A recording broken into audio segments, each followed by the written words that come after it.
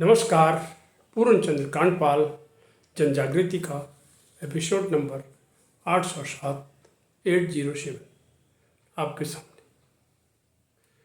महाभारत के शांति पर्व में सागर और सरिताओं की एक बहस है। कहीं से मैंने एक संदर्भ देखा तो क्या है कि ये महाभारत का शांति पर्व है। तो सरिताओं का यानी नदियों का और सागर समुद्र का एक बहस है, एक विवाद है।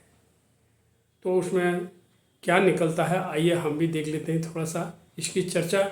इससे हम क्या सीख लेते हैं।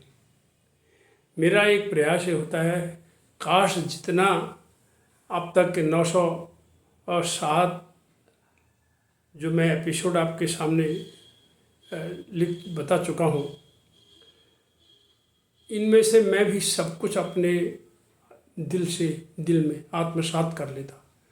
त्रुटियां मेरे में भी रह जाती हैं कभी कभी, और इन त्रुटियों में क्योंकि मैं समझता हूँ ये मानव स्वभाव है, मैं अपने को माफ़ तो नहीं करता। इसके लिए मैं भी एक क्षमनीय नहीं हूँ, पर मैं हमेशा ये प्रयास जरूर करता हूँ कि जो मैं कह रहा हूँ कम से कम मुझे कोई ये कहेगा कि फलाने दिन तुमने इस एपिसोड में ये बात कही थी, तुम तो खुद ही उस पर खरे नहीं उतरते।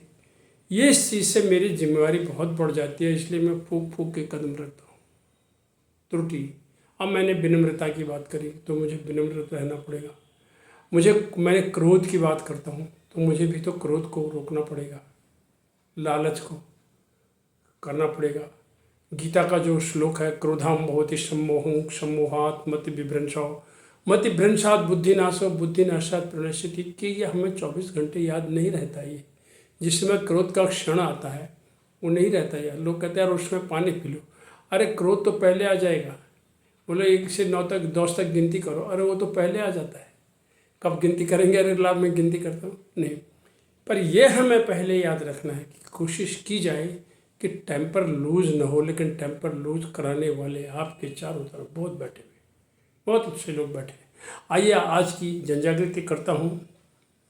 तो सागर ने नदियों से पूछा कॉन्फ्रेंस में कि तुम लोग बड़े बड़े पेड़ों को उखाड़ करके सीधे समुद्र में इधर तक ले आते हो, धड़ाधड़ धड़ाधड़, क्या बिगाड़ा तुम्हारा उन्होंने।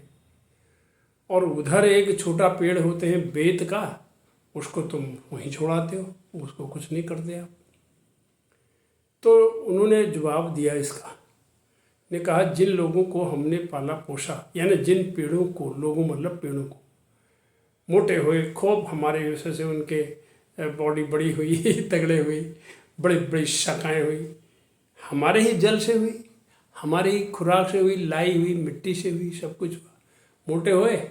और उन्होंने हमारे प्रति विनम्र रहना छोड़ दिया, झुकना छोड़ दिया। और जब बाढ़ आई बिल्कुल नहीं झुके, अकड़े रहे, और आई मिट्टी कटी, धड़म से नीचे गिरे, ये समुद्र में आ गए। उधर बेत ने क्या किया, जब भी वो बाढ़ आती है इतना झुक जाती है कि डुबकी मार लेती है फिर भी खड़ी हो जाती है, डुबकी मार लेती है फिर भी खड़ी हो जाती है।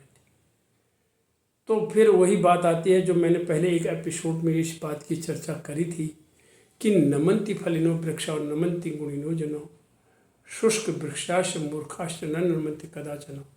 एक और इसमें दोहा मुझे याद आ जाता है, नल की और नल नीर की गति एक कर जोई, जे तो नीचो हुए चले ते तो ऊंचो हुई। बोलो जल में नल की और नर की, बोलो जो पानी बहता है नल के अंदर जितना, इसीलिए आपने देखा होगा प्लम्बर वो नहर गहराई में डालते हैं ताकि वो ऊंचा चढ़ाने के लिए ऊंचा चढ़ जाता है। तो इसी तरह से यानी कुल मिला करके नदियों ने ये कहा हमारे प्रति जो विनम्र रहेगा, नदियों के किनारे जो विनम्र रहेंगे वो पेड़ बच जाते हैं। इसी तरह दूब के लिए भी कहा गया है, ये जो दूब होती है ये कभी मरती नहीं, इतनी छोटी सी दूब पाँव के नीचे कुचल जाती है, कहती है अरे विनम्र रहती है। तो विनम्रता, प्रकृति से हम बहुत कुछ सीखते हैं। प्रकृति के बहुत सी चीज़ें हमारे सामने उदाहरण के साथ हमेशा सामने खड़ी रहती हैं, पर काश हम न दूब से कुछ सीखते, न हम बेत से कुछ सीखते, न हम फलदार पेड़ों से कुछ सीखते, और न हम जो ये नदियों ने कहा कि हम वेद को तो छोड़ देते हैं, जो अकड़े रहते हैं हमारे सामने उनकी अकड़ को हम ढीला कर देते हैं और धड़म से जड़ से उखाड़ करके अपने साथ ला करके सागर के चरणों में डाल देते हैं। इन्हीं शब्दों के साथ प्रयास करिए, मैं भी प्रयास करूँगा, हम सब विनम्र रहें और विनम्रता से हम अपना जीवन सफल करें। धन्यवाद, नमस्कार।